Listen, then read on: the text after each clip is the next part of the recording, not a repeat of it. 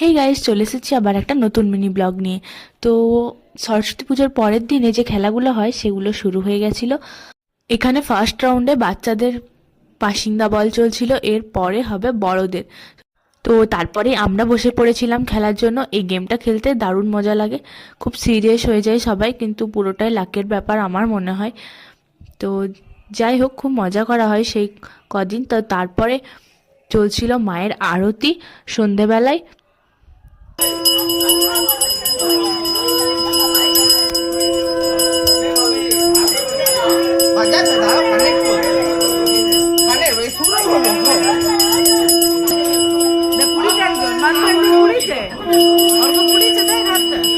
তারপর শুরু হয়ে গেছিল আমাদের মোমবাতি জ্বালানো প্রতিযোগিতা।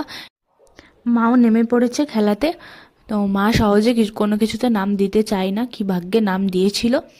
তো তারপরেই চলছিল এখানে শনাক্তকরণ। এই যে পূজাদি সব থেকে বেশি রান্না করেও, তাই শনাক্তকরণে নাম দিয়েছে। শনাক্তকরণটা খেলার মধ্যে বেশ কঠিন।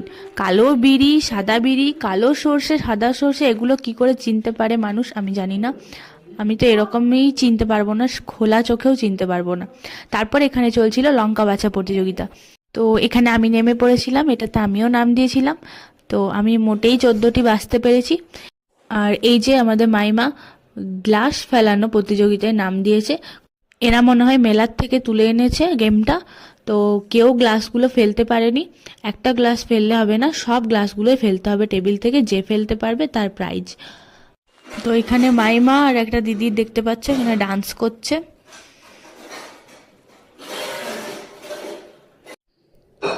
তো পরের দিন আবার অনেক খেলা ছিল। তো এখানে চলছিল ক্রিকেট খেলা। এখানে আমাদের মেয়েদের ক্রিকেট খেলাটা হয়। তো ক্রিকেট খেলাতে আমাদের টিমটা আমরা হেরে গেছিলাম, জিততে পারিনি। তো যাই হোক, খুব মজা হয়, হারা জেতাটা ব্যাপার না, কিন্তু খুব মজা হয় ক্রিকেট খেলাতে। তো যারা জিতেছিল তাদের হাতে উইনারের ট্রফিটা তুলে দিচ্ছে।